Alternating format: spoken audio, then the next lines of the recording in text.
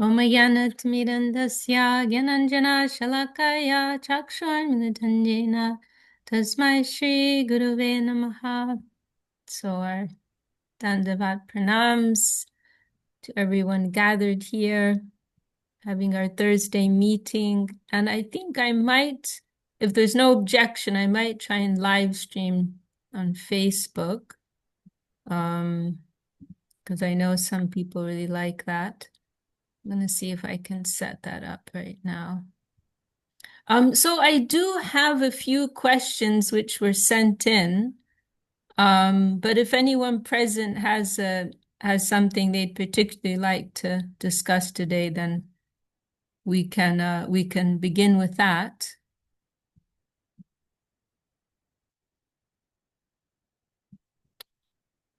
Just trying to set up this Facebook thing here. All these brain teasers to log in.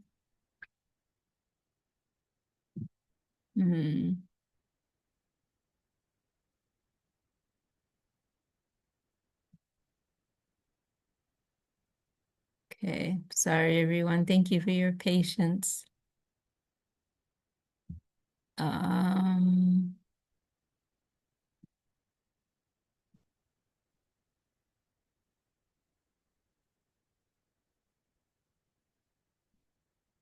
Page. Okay, let's try this.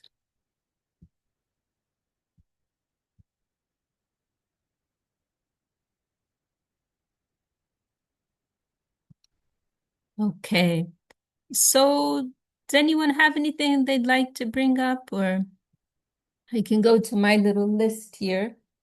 Where are my notes? Okay, yeah, this isn't gonna work. Never mind. Okay.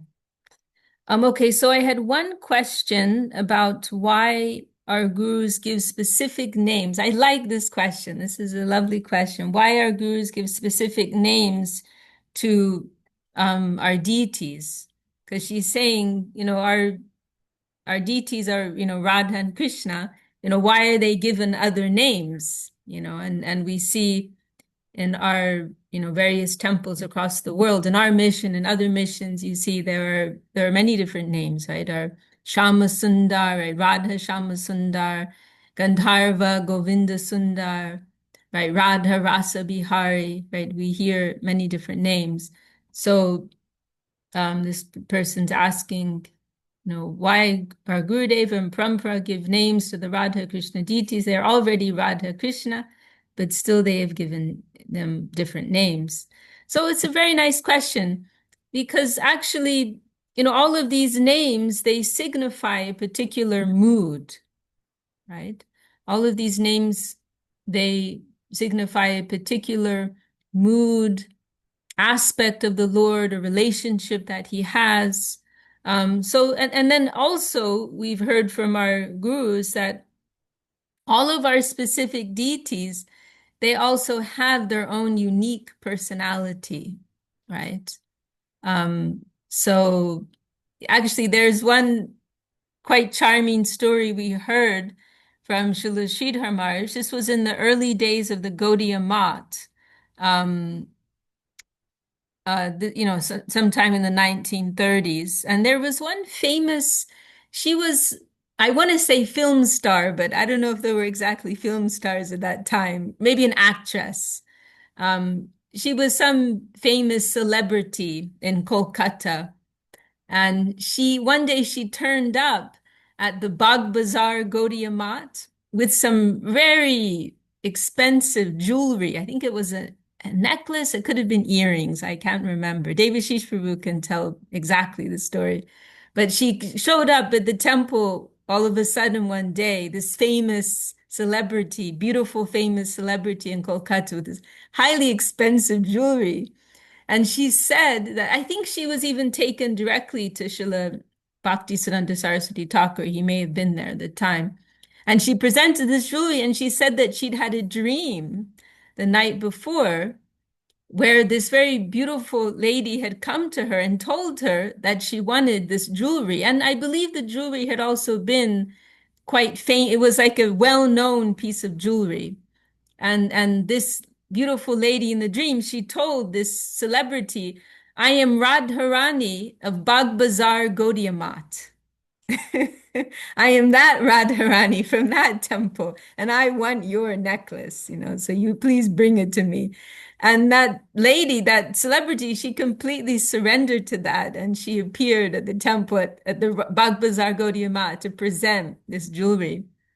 And Sarsi Thakur accepted it. And generally the custom is that only new things will be offered to the deity, right? You won't offer something secondhand or that has already been used by someone else. But an exception was made in this situation, because this lady had had this like revelation, and it was so specific. It genuinely looked like an authentic transaction.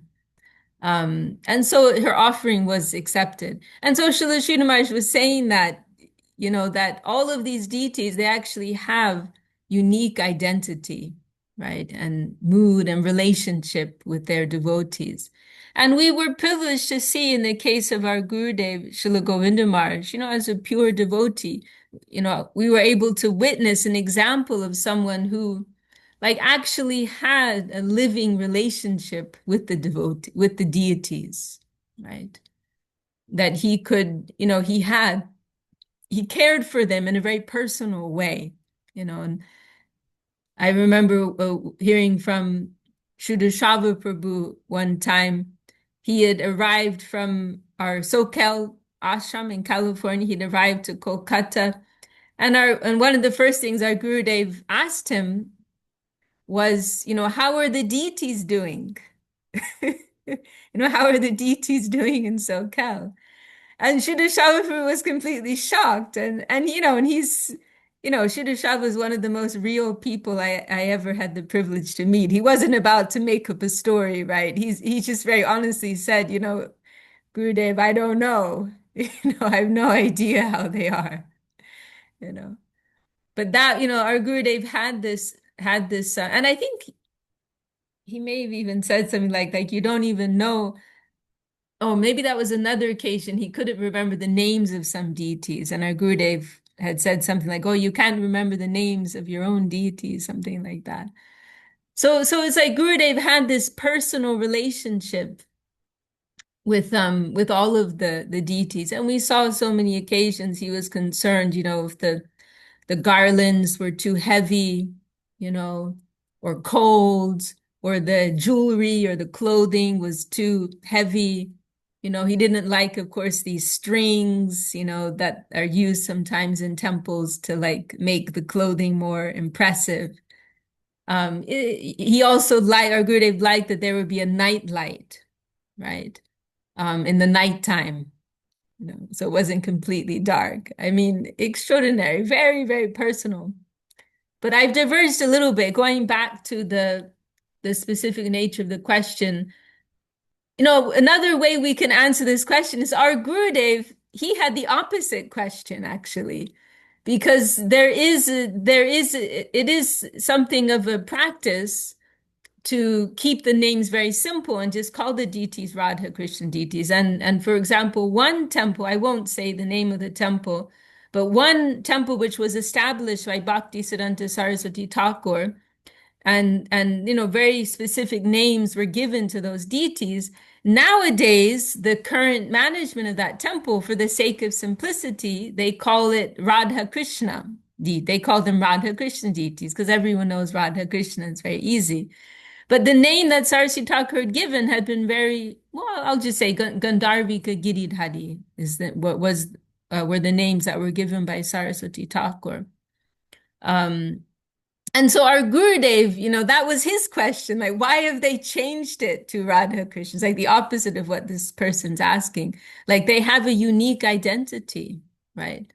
So, one way you could answer this is, Radha and Krishna, those are their names, but it's also very general, right? But then if we look at these specific names that Saraswati Thakur had given, Gandharvika Giridhari, right? Giridhari, That's Krishna is broad, right? If you say Krishna, there's three Krishnas, first of all, right? There's Vrindavan Krishna, there's Mathura Krishna, there's Dwarka Krishna, right? So Krishna includes like all these different manifestations, aspects, moods of Krishna. So, but then this name that Saraswati Thakur had particularly given, Giridhari, that's particularly referring to Krishna in connection with Govardhan, which is a very sweet and special manifestation of the Lord. Krishna in Govardhan, that's a particularly generous mood of Krishna. Krishna in the mood of protection, love, mercy, right? Krishna lifting the Govardhan hill to protect his beloved devotees in Vrindavan, and known for being extremely magnanimous, accepting, merciful, and so on. So that Giridhari, that's a very specific mood, an aspect of Krishna, right? And in our Mula Mat, our main temple in Navadvip that Srila Sridhar Maharaj established, he actually was originally thinking of a name, was it the same or very, very close to, I think Gandharvika, Srila Sridhar Maharaj was also thinking of. And so but then he went for Gandharva, right? Gandharva Govinda. Govinda's means Krishna who pleases the cows, right? That's another aspect of Krishna. Very sweet, gentle aspect of Krishna who likes to please the cows. And then this Gandharva, almost same meaning, I would say, as Gandharvika. So the reason Srila Sridhar Maharaj chose Gandharva is because Gandharva is indicating this nature of singing and dancing, right? And so Srila Sridhar Maharaj, he felt that this was very appropriate for Radharani, this name Gandharva, because this is now Navadvip, right? This is the land of Mahaprabhu's Leela of dancing and chanting, right? Is the kirtan, nrityam, right? So Srila Sridhar Maharaj felt that this was the appropriate name, that in the spirit of Mahaprabhu's, Audarya Leela distribution in dancing and chanting the holy names, he felt this name Gandharva was particularly appropriate for Radharani in Navadvip. Very beautiful, very perfect. And then I think in our Vrindavan temple, she's also, maybe someone here can correct me, but I think she also has the name Gandharva and Vrindavan. And our temple there is right next to Seva Kunja, right, which is a principal place of the Rasa Leela, this amorous dance that takes place with Krishna. So again, this mood of dancing is also very appropriate there. We're moving from a more general, broad conception and relationship with the Lord, coming into something more refined, intimate, personal. This is really essentially what distinguishes Krishna consciousness, Gaudiya Vaishnavism from pretty much everything else, and why we want to be here, because it's all about cultivating this more personal understanding and relationship with the Lord and his own, right? So welcome, Shreya. Very happy you could join us. Welcome, big welcome. And Suvasini Didi's also joined us, always an honor. Tungarasa's joined us. And I think I saw Somya Sham and Vijayananda. I think I saw them come in, but now I don't see them anymore. Maybe they fell out. Chandavaz, Oh, you are here. over there. I'm not seeing your name up here for some reason, but I saw you enter. Oh, there you are. Okay. Dandavad. Dandavad. So yeah, it's very, this is one of the most wonderful aspects of Krishna consciousness, that we're moving away from a very generalized conception of who God is to something much more personal, much more refined, much more intimate. So it must be, right? It must be that there are very specific names for all of our deities. And in our Gurudev, it was a deep meditation, when there was a new deity that was coming to be um, you know, install. I don't like that word installed, it's like you're installing a window, it's a very weird word, but somehow that's the word that we use. But we can say welcoming, when a new deity was coming to be welcomed um, in a particular temple. It was something that our Gurudev would meditate on. It was a very, deep meditation for him, like which unique particular mood and manifestation of the Lord was coming to appear here, right? Was going to reveal here, right? Like that. And as I said, completely unique, um, unique mood, right? And manifestation. So, so yes. And I'm sure there's so much more that we should say on that subject matter, but that's just all that comes to mind right now. And we do have Midoriya Leela with us. Welcome in the kitchen. So just to confirm, it is Midoriya Leela, because I really thought Avadutmar said Midori Leela when I heard that recording. Yeah, Janardhan Maharaj made sure to check with me the next day, and he's like, "No, Madhurya, that's right, Madhurya." But did you So ask Avadutmar himself? I didn't ever ask him himself. I think I you was pretty sure should, it was either Madhurya or Madhura. because I heard Maduri. That's really what I heard, Maduri. Because Janardamar wasn't there in the, but No, anyway. they talked beforehand. Yeah, Oh, they talked beforehand. they Okay, had talked okay. beforehand. Yeah. Okay, okay, okay, okay. All right, then I'll let it go. But I was looking forward to calling you Midori. I think that was such a sweet name. But okay, I I surrender. don't know. I think this actually fits a little bit better, but yeah. Well, I think if I call you Midori, it's still okay. I mean, it's the same name, basically. So, Yeah, basically. okay. We have one Krishna Maduri, our Gurudev gave. She lives in Hawaii now. So we do have Devi Maduri in England. We have one Devi Maduri. There's a Leela Madhuri here. Leela Maduri, yeah, there's also Leela Maduri. Leela Madhuri in SoCal. So Mm. So maybe that would have been too confusing. yeah, Maybe that yeah, was that's part of the true. That's decision true. Yeah, process. it's true. Okay, well, anyway, congratulations and welcome. Very happy to officially, you're already unofficially a part of our family, as we were just saying, with Bindya, who's now Bhagirati. But now you're officially a member of our family, so an official welcome.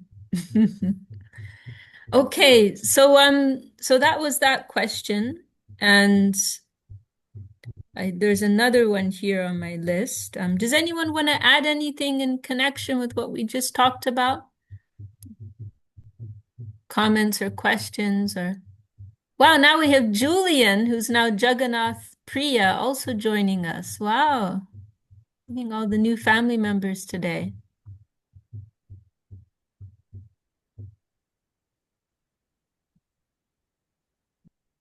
Welcome, Jagannath Priya. And congratulations.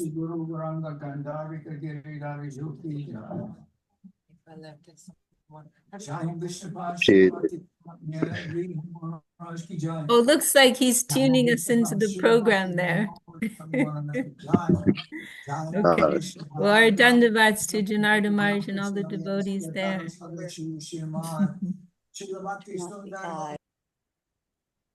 Okay. Well, then I'm going to go to another question. Personally, I don't know if the process of surrender is so straight or linear. Maybe in some years maybe in some years of our practice, we find ourselves given more other times less. How do we keep stretching in times when most challenged by the ego? Well, very real question, right? Very real question. The process of surrender is not so straight, not so linear. Well, I think we all have experienced that. But how do we keep stretching in times when most challenged by the ego? Well, we have to keep trucking on. And we, you know, we it's not going to be an easy process, right? And we are given some warnings. We are given some warnings. We have 3 members who just took initiation, 2 and 3 in our group today just took initiation recently, and don't want to scare you all, but I think you all had fair warning before you took the plunge that it wasn't going to be easy. um, And what comes to mind is this verse of Srila Rupa Goswami in Upadeshamrita, right, where he's describing the 6 favorable qualities for surrender. Utsaha nishtaya daryat tat tat karma pravartanat sango chagat satovrite sadbir bhaktir prasidyati. Enthusiasm is the first. So 6 favorable qualities for devotion, right? Enthusiasm, utsaha, nishchaya. Nishchaya is referring to conviction, confidence, confidence in faith, confidence in spirit. And then daryat. This is the key word here, which can be translated as patience, as perseverance, right? To continue determination. And then just to complete the list here, tat tat karma pravartan, to follow all of the favorable recommended practices. Sangochaga, to give up bad association. And satovrte, to follow in the footsteps of the great saints, can also be understood as good association, right, on the path. So this is an Upadeshamrita, the nectar of instruction, Swami Maharaj Prabhupada translated it as. And this daryat, this is the key word here, this patience, this determination, this perseverance, understanding that it's a long road, right? And there will be smoother periods, there will be more challenging periods.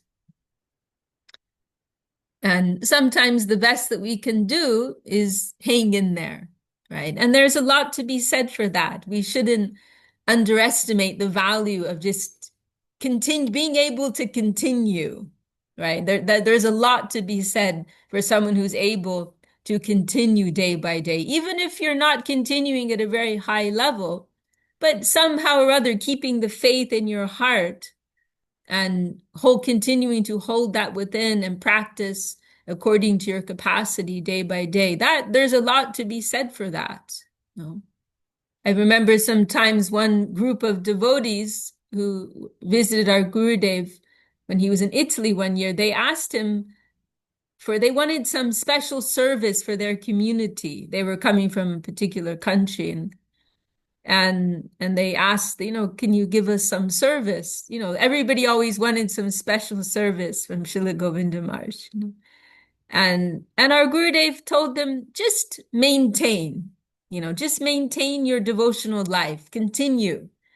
And at the time, they were disappointed, right? They felt a little disappointed. They wanted some special instruction or some special mission, right, from their guru. But our Gurudev simply said, just maintain your Krishna consciousness, keep continuing with your practice. So they went away feeling a little disappointed, we didn't get our special instruction. But then the years went by, and they could understand, some of them expressed, oh, we later could understand that in itself is not an easy thing, to just be able to maintain your Krishna consciousness, maintain your aspiration for Krishna consciousness, to maintain some level of practice every day. That's not a small thing, you know. And so it's not that he was, giving them some very easy thing to do, but that in itself, that is a challenge, right? So we should try to encourage ourselves with that, just that we're able to go on, right? We're also, it was something Shuddha Prabhu used to say, we're beggars of mercy. That's actually our position. And if we can remember that, we're very fortunate, right? We're all beggars of mercy. That's our wholesome position and mood, to be situated in such a posture that I'm a beggar of mercy. I'm a beggar of divine mercy, right? And therefore, if anything, when we face challenges, when we feel, we're slipping away or we can't live up to the standard that we want to, if anything, those things can help us in an inverse way, because they increase this feeling of helplessness within. Oh Lord, please help me, please keep me, right? Please keep me, right? What is our utmost necessity is to increase Sharanagati. That is actually what real Krishna consciousness is. Spirit of Sharanagati, right? Spirit of surrender. Right? This is the essence of Krishna consciousness. And so whatever is promoting that within us,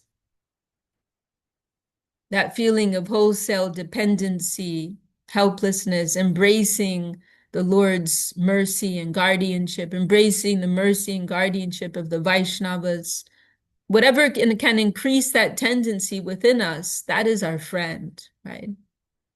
And so, often it is these difficult situations we face that increase that aspect within us, right?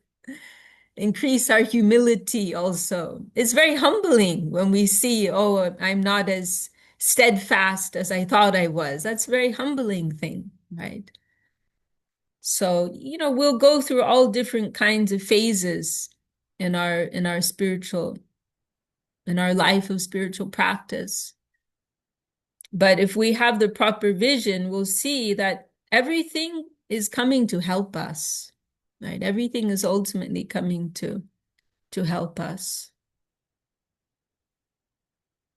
In that way, we are spiritual opportunists, right? Try to, just like a good businessman will try to convert any situation into a business opportunity, So we'll try to convert,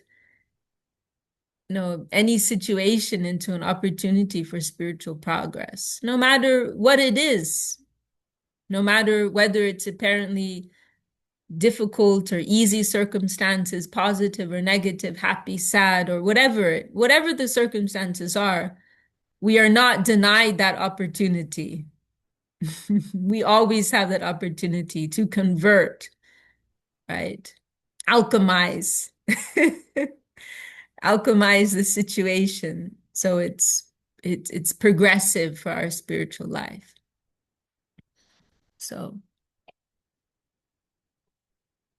and even if it's just that, like, oh, I can't practice, oh Lord, please help me, right? That also counts. Like you hear sometimes people say, pray to pray. If you don't feel the praying spirit within you, pray for that. But, we start from any level. It's okay. Or Srila Sridhar Maharaj, he quotes this expression, give ash if that's all you can give, but practice the hand to give. Even if you're just giving ashes, but give something, practice the hand to give, right? And in Bhagavad Gita, there's a very nice section. I really need to memorize that, but where Krishna has this whole sequence, right?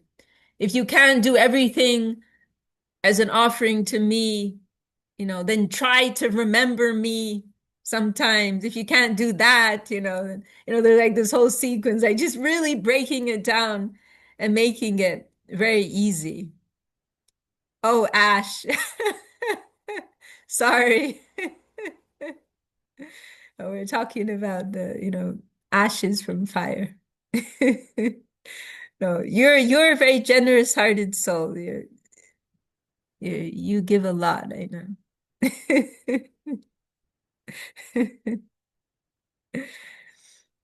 Um, so yeah, there's always hope. There's always hope. Oh, I see that we have Shreyash has left a question in the chat here. Is he still in the room? Is he still in the house? He is. That's great. Um, sorry, I'm just seeing your question now. I'm sorry, Shreyash. I think this question was actually on the list that you sent me some time ago, and I had been meaning to get back to that. I never finished it. But yeah, I didn't get to it yet, so I apologize for that. But yeah, we can go through the question now. While doing our job, we get distracted with many passing thoughts. How do we make sure these thoughts stop and our entire physical and mental focus is on the job and the holy? For those of you who are non-Indian, um, uh, I think most Indian, we all say japa, right? We're Westerners, we say japa, but many, maybe most Indians, they say jop. They drop the last A. So in case you're confused, he means what we call japa with our barbarian pronunciation. um, how do we make sure these thoughts stop and our entire physical and mental focus is on the job and the holy name, Krishna? Um, well, yeah, it's a tricky one. It's a tricky one. Um, I've heard one interesting thing.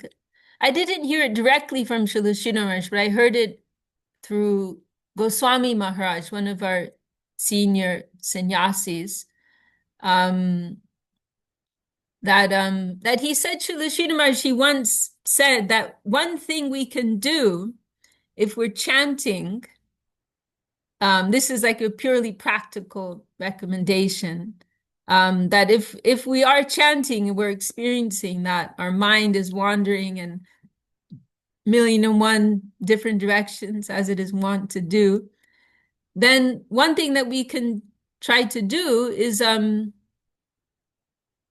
uh stop.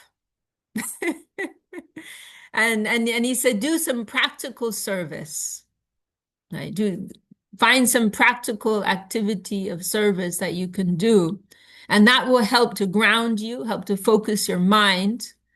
And then after some time, then go back to your japa, and you may find that you're now in a more focused state, right? I mean, the thing is, as long as we are in a conditioned state, as we are, as long as we're still under the influence of the mind and ego as we are, this is going to be an ongoing issue. And it's not that there's going to be like one special, gimmick, right? Or one special thing that you do that just fixes it all, right? What's unique about Krishna consciousness is that it's going right to the very root, right? As is stated in the very root of our existence in this world, right? This is mentioned in second verse of Srimad Bhagavatam.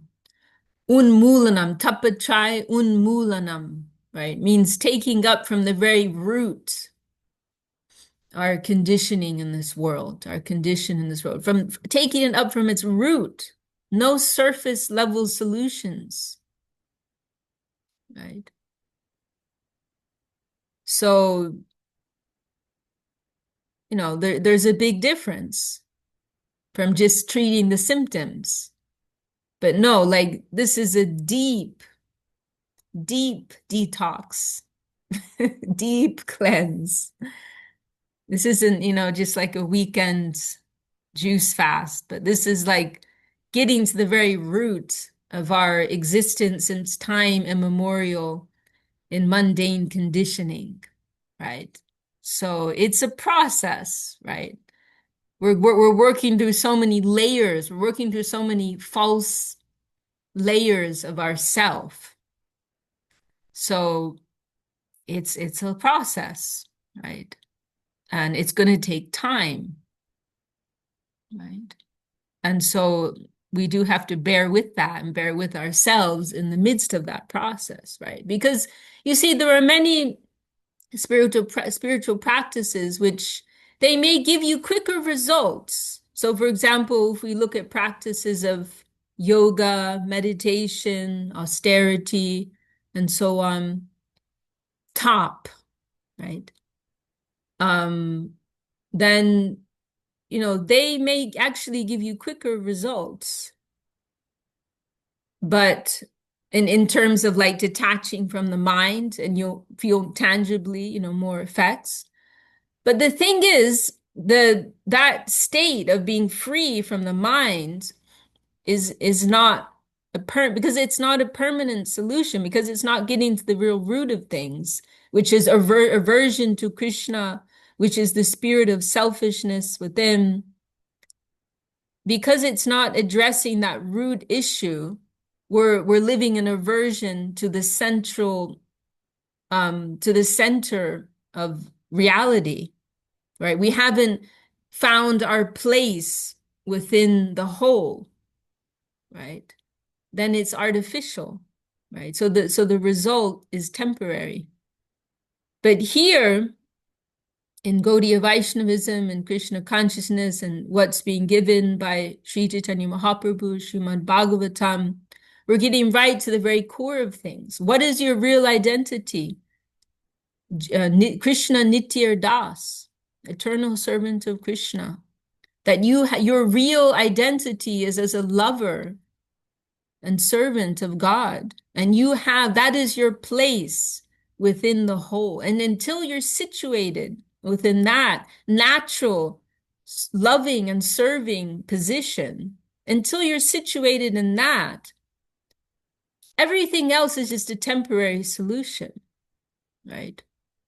So in other words, until you've awakened that spirit of loving service to the absolute cause, until that has been awakened, there's no real solution, temporary measures, right?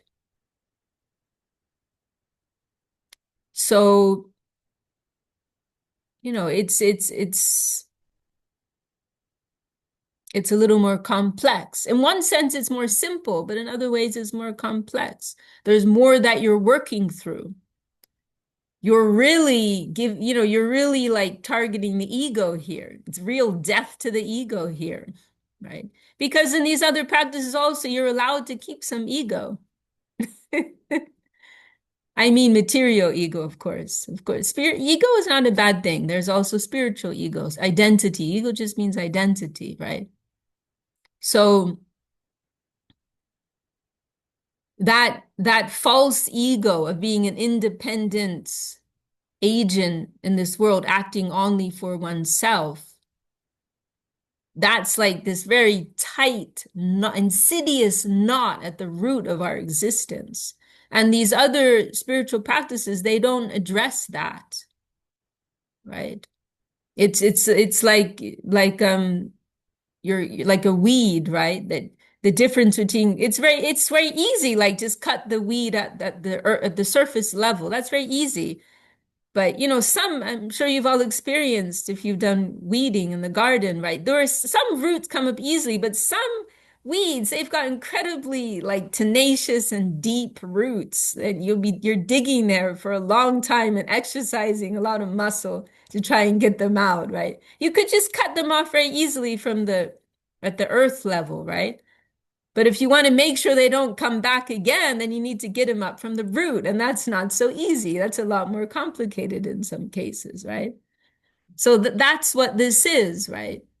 So what I mean to say by all this is that yes, it is going to be a struggle. It's not always going to be easy, and we can't help that. There is no quick fix to that. So what can we do but carry on, right? Keep going. And that's also an expression of surrender, that even though I'm not feeling the Hollywood lights, I'm not feeling the magic, I'm still chanting my japa every day, right? I'm still continuing with my practice. And yes, my mind gets in the way sometimes, but I'm recognizing that's also a big step to be able to recognize, oh, that's my mind coming up, right? Just think of it as noise in the background. Let the noise can't do anything about it right now. Like if you live next to a busy highway, what are you going to do? It starts to fade, right, into the background. Oh, or you hear dogs barking a lot in your neighborhood. You just get used to it. Let them bark.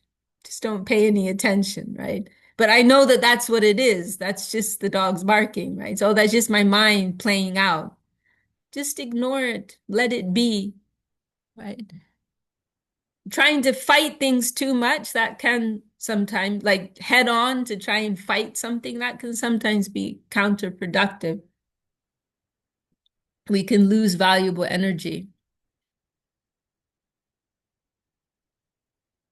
So sometimes we just have to let things be. And again, going back to that point that we are beggars of mercy, because this is another point that, and this is a key element of the spirit of Sharanagati, surrender, that we're not gonna do it on our own. That's another key difference between the Aroha Panta. Aroha Panta is referring to the paths of self-ascension based on one's own effort and practice, right? I'm going to control my mind.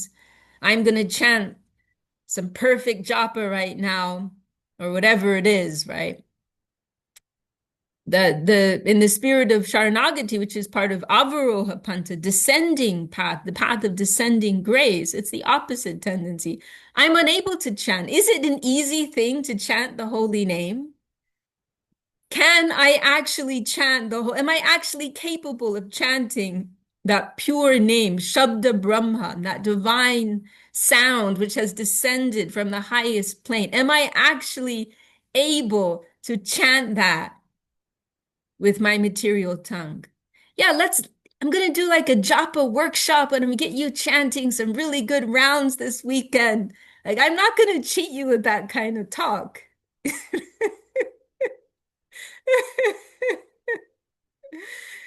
Yeah, we're gonna have all these techniques to get the best rounds of your life, guaranteed. You know, the thing is, there are all these techniques that you can do to help your mind focus and so on. But is that the limit of what this is? Then that's just something of the mental plane. That's just a mental sound. What is that? Is that Shabda Brahma, divinity in the form of sound that's descended from above, or is that something you're producing with your mind and your tongue? Right. That's not what our gurus are giving. Our gurus are giving something a lot more profound than that. So we actually want to be receivers, right? And the real process is not even that we will chant. We say that, but that's not actually what it is. What it is that we will be chanted in the real transaction with the holy name and the real connection with the holy name. We will be chanted. Right? And Bhaktivinoda Thakur talks about this in his last song in the Sharanagati book, the Shabda Nache Anukan, Hriday Hoite Bole, that the name will forcefully come from the heart to the tongue. The Lord will be attracted by the heart of this devotee, and from the heart, that name will come forcefully to the tongue and dance, Shabda Nache Anukan. And that name, that holy name, will chant, will dance upon our tongue and force us to chant. We will be taken over by the holy name, and the name will chant us. That's real chanting, right? So we're beggars of mercy. We're praying to be able to receive that holy name, for that holy name to descend to us and to take hold of us, right? And then, until that day comes, then yes, we'll try to do all the things that help us to focus as much as possible. For example, we try to live a Brahminical lifestyle, a sattvic lifestyle. And this supports our spiritual practice, right? We try to wake up at a certain time. We try to eat a certain way. We try to restrict our life to certain activities, right? Because all this creates like a clean environment with which to practice. Then you may find, right, oh, when I chanted this time, like some people tell me, I have to chant in the morning, that's the only way. You may find sitting quietly in your room helps you to chant better. You may find going for a walk. I'm a pacer. I like to chant like that. So you may find you may find what helps me. I'm more of an empty stomach, for example, not after a full meal. You may find certain situations help you to focus more. And, we try to do these things that help us to focus more. But at the same time, we have to remember that the real connection goes much deeper than that, right? Nirguna. We're interested in the nirguna connection. Nirguna means has no touch of the saguna world, has no touch of this mundane plane. So, and the appearance of the holy name is ultimately not dependent on any particular circumstance or technique, right? But what is the quality of heart at the deepest level within us? Right? That's something else, right? And that may appear at some times and not appear at other times according to its sweet will, right? What if we're fully focused? What if we're able to sharpen our mind so we're fully focused on the holy name? But then is that really the holy name? Right? We want the deepest connection with the real holy name that's descended from above. So I think ultimately the most important thing is that we keep good association and we go on with hearing, right? This is another thing that Srila Sridhar Maharaj has said, right? Through proper conception, then real realization can come. So our greatest need, the first important need is sambandha gyan. First is sadhu sangha, good association and some service connection. That's the first thing.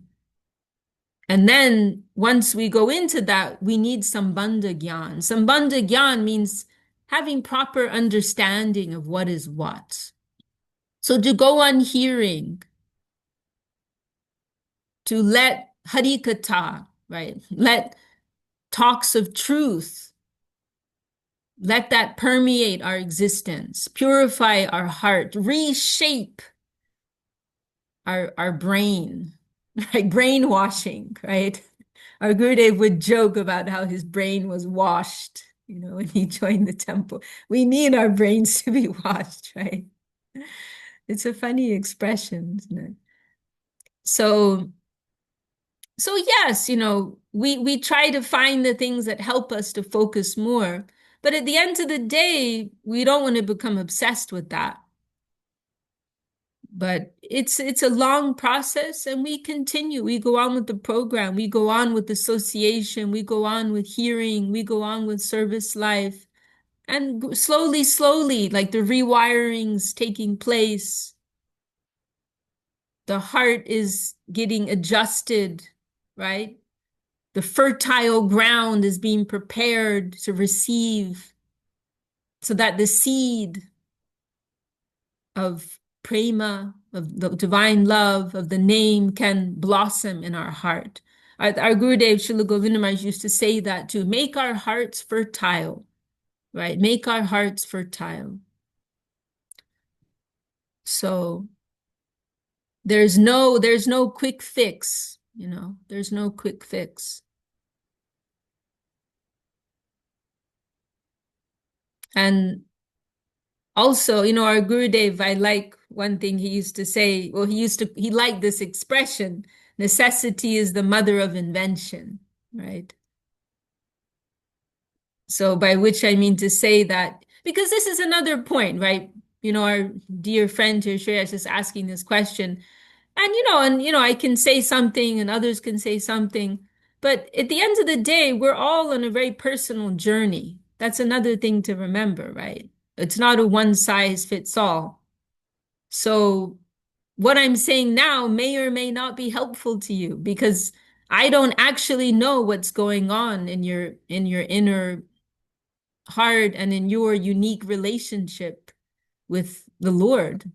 No, I don't actually know that. Only you know that. And Krishna knows that. Mahaprabhu knows that. Gurudev knows that. But I don't really know. You have your own unique, special relationship, and that's between you. And so I'm saying something now may or may not be helpful or relevant. So be also open to receiving the answer that is perfect for you, finding the answer, finding the solution for your particular need within your heart. So that's something else to consider. Krishna is actually alive, and he can communicate with us. So if we are awake, if we are alive, then we'll see how he's reciprocating with us, right? He's approaching us in different ways. And it may be through hearing this talk, it may be from, talking to a devotee of the temple, maybe while you're washing the dishes, right? Maybe on the bus, right? The answer comes, right? But the Lord is always trying to approach us, actually. He's always trying to communicate with us. The Lord and his family, they're always trying to communicate with us. It's just the only question is how much we are awake to that and how much we're able to receive that. Right? That's what it comes down to. Well, thank you for that question. And thank you all for your good company. And we're just about at the end of our time. Does anyone want to add any last comments or bring up another question or point before we close for today? Mahaprabhu is asking, how impactful would Namabas be? Yeah, no, that's an interesting question. Because there's the relative consideration and there's the absolute consideration, right? So Mahaprabhu Nityananda Prabhu is asking Namabasa. For those of you who don't know, we hear of three types of chanting, right? There's Shuddha Nam. Shuddha means pure. So Shuddha Nam means the pure name. And that's something very, very high. We're directly connecting with Krishna in the form of his name. That's something very high and very rare, right? That we are aspiring for, that our gurus are trying to give us. Then there is Namabas. Namabas means like shadow of the name, right? There's some very hazy connection with the name, but it's ultimately not what we're interested in. And it's coming from, Srila Sridhar Maharaj just explained that Namabas is coming from negligent chanting, like there's not really real awareness or attention, or may also be coming from a spirit of renunciation or aspiration for liberation. Dandavad, we have a breakfast crowd here in SoCal. Zat Vaidehi and Dandavad, Shama Gopal Dandavad, Nanda Krishna Dandavad. So that's Namabas. right? Then we can also connect these with the framework of dedication, or exploitation, dedication, sorry, exploitation, renunciation. That's the order I want to go in. Exploitation, renunciation, and dedication. Right? Dedication is connected with the spirit of dedication is connected with Shuddhanam, the pure name, right? Then the tendency for renunciation is connected with Namabhas, this hazy shadow of the name. And then the third, which I didn't mention yet, most undesirable, is Namaparad, which means offensive chanting, and that's connected with the spirit of exploitation, right? So obviously our goal is Shuddhanam. And Srila Sridhar Maharaj, he actually spoke with a lot of caution in connection with both Namaparad and Namabhas, right? And I've heard that when Srila Sridhar Maharaj was giving initiation, he would warn them to avoid both of these types of chanting. And he would speak about Namabhas as something very negative, right? And this is also published. You can see in Search for Shri Krishna. To give some more background for those of you who aren't so familiar with these terms, for example, and there are different types of this Namabhas. So maybe like, for example, when you wake up in the morning, Hare Krishna, stretching your arms, that may or may not be Namabhas, right? Because this is another thing. And our Gurudev Srila Govinda Maharaj gave this perspective from a more relative angle that actually from our position, Namabhas is kind of high, you know. And Namabhas can give liberation. Right? Ultimately, we're not interested in liberation, right? But at the same time, from our position, that wouldn't be such a bad thing to be liberated, right? Right? Yeah, from the standpoint of pure devotion, we say, oh, we just want to be servants of Krishna. We're not interested in liberation. But at the same time, from where we are right now, that's not such a bad deal, right? To have liberation. Liberation can help us on the path, right? So anyhow, so different examples are given, different types of namabhas, right? There another one that's mentioned is like playing mridanga beats that you may use mantras, right? Using the holy names, grammar. Jiva Goswami designed a whole system of learning Sanskrit grammar using the holy names of Krishna. That's also actually a type of namabhas. Like you're not intentionally chanting the name of Krishna, but you're using the names, to help you learn Sanskrit grammar. And then you're also remembering the name and vibrating the name. So it's in some way, you know, helping you to remember and keep connected, right? So from one perspective, you can say Namabhas is positive, right?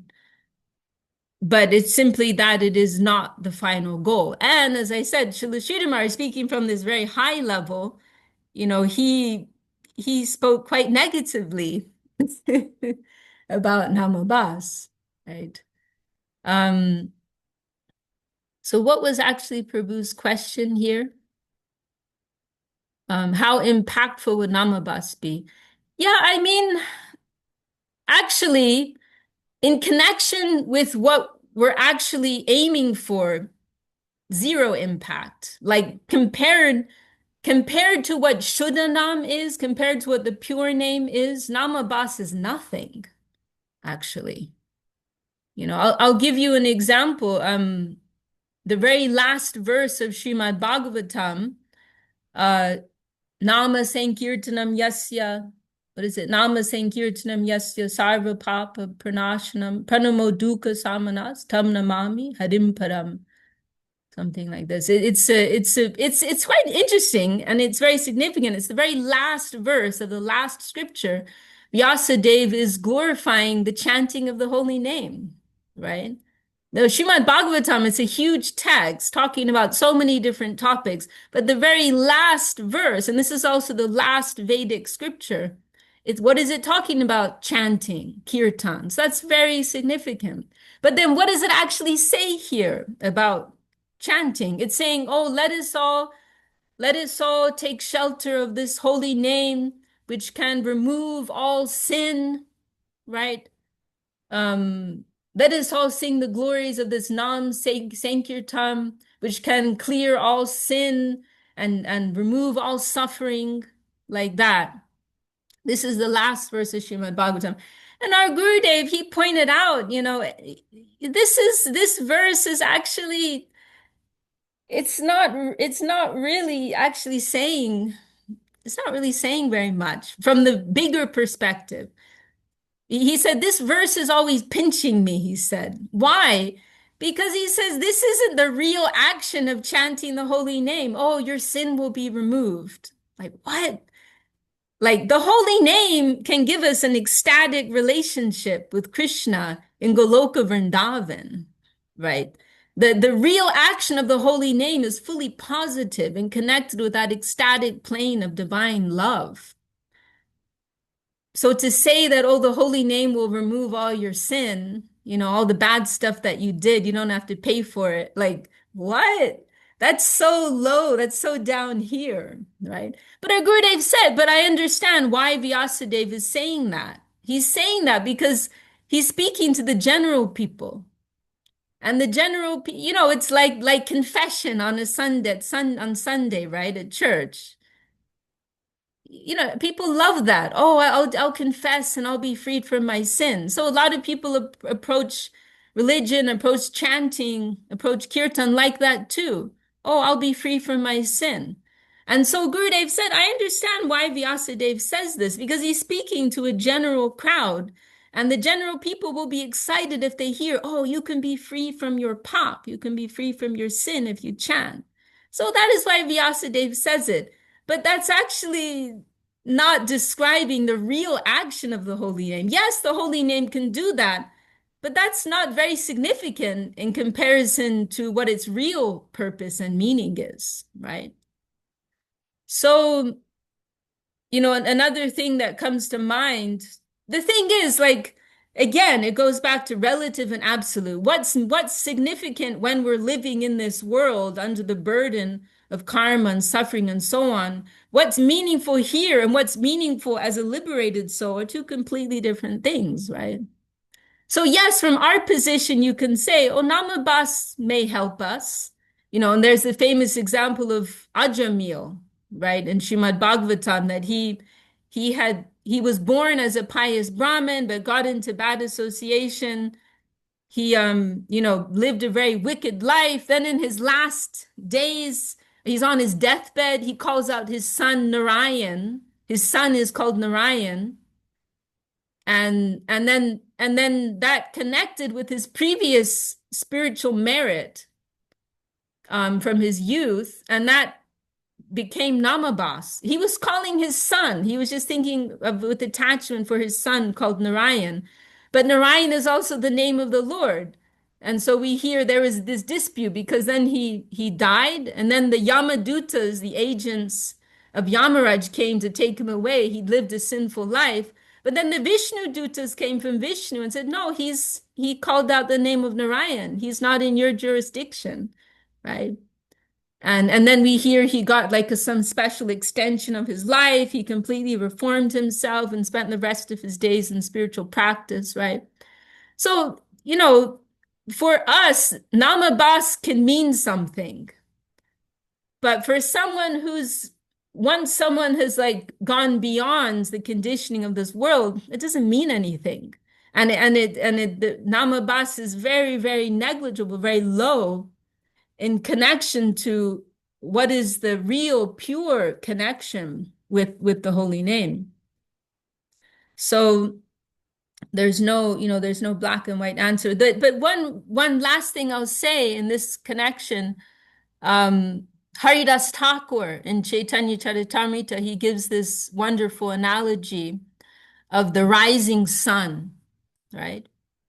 And he says that he compares Namabas to, in the morning, even before the sun has arisen above the horizon, before you see the sun, there's already light in the sky, right?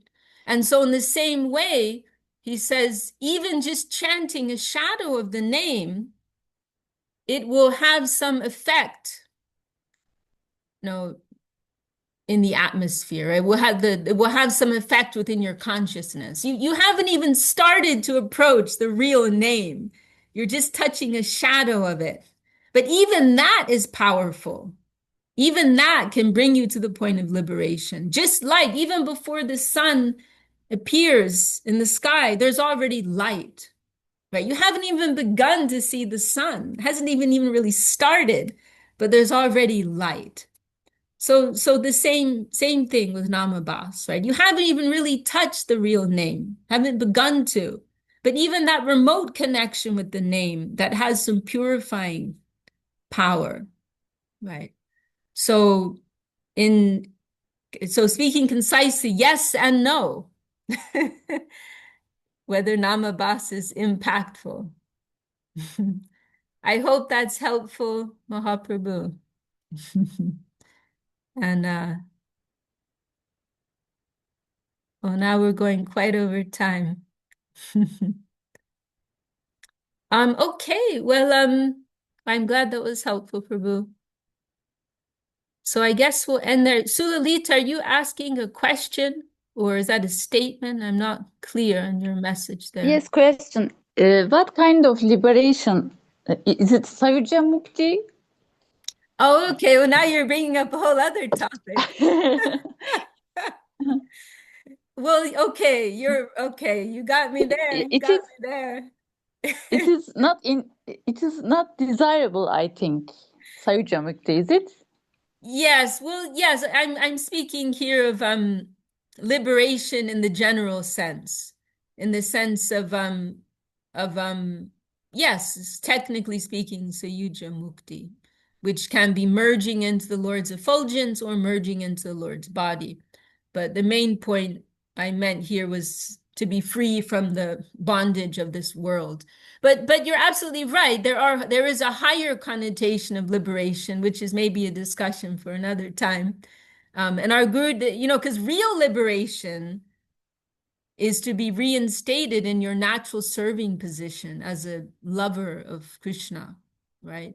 And our Gurudev liked to quote this line from the scriptures, Muktir Hidvanyatarupam Sarupena Vyavastiti, means real liberation means to be situated within one's swarup. Swarup means one's intrinsic spiritual identity, right? That is real liberation, right? So yes, but generally speaking, when we say liberation, we mean, yes, Sayuja Mukti, or to be free from samsara. So yes. Thank you. Okay, well, we've gone quite over. You've all been very patient here. Suvasini, Didi, anything you want to add before we close for today? No, Didi, everything was very nice. I don't think I have anything to add. It was beautiful, very nice. Okay. But in the connection with the holy name of a standing, finally it is up to our sincerity, right? That is what I want to say.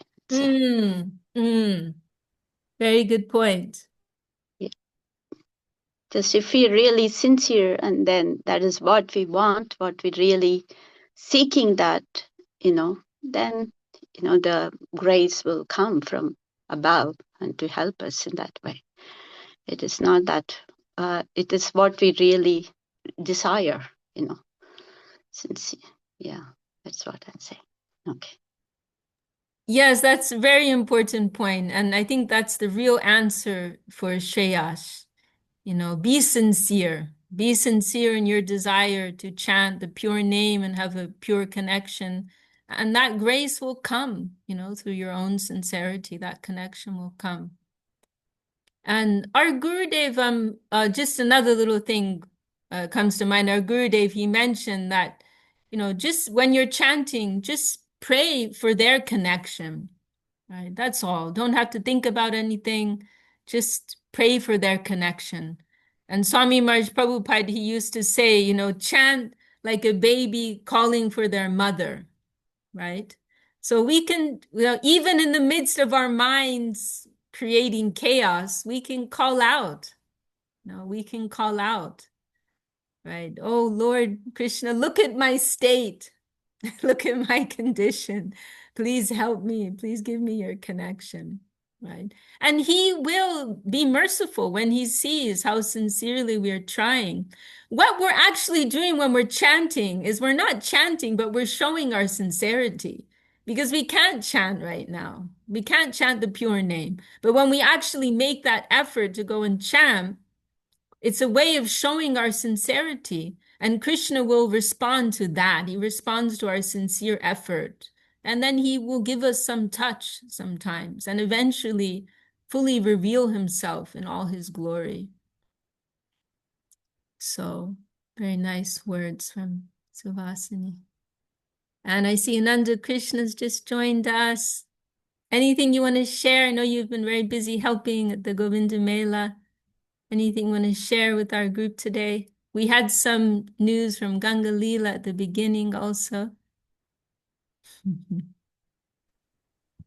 More devotees and sincere souls are coming home.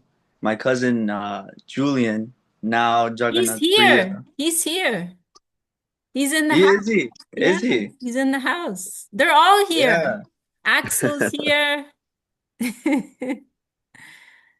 We're all coming home. We're on the right path, on the right track. That's my bed right there. That's my cousin right there. All right. Yeah, just happy to be in this connection. This sangha late, but here nonetheless. Jai. All right. Okay, I guess we'll close here for today. So happy to have all of your good association. It means so much. It's one of my major highlights of the week. And look forward to next week. Jai Shri Gurudev, Jai Shri Bhakti Sundar Govinda Dev Goswami Maharaj ki Jai. All the assembled devotees, sincere seekers ki Jai. Shri Harinam Sankirtan ki Jai. Nitai Gaur Premanande. Haribol. Vishaka Devi Dasi ki jai. Wow. Jai Gurudev.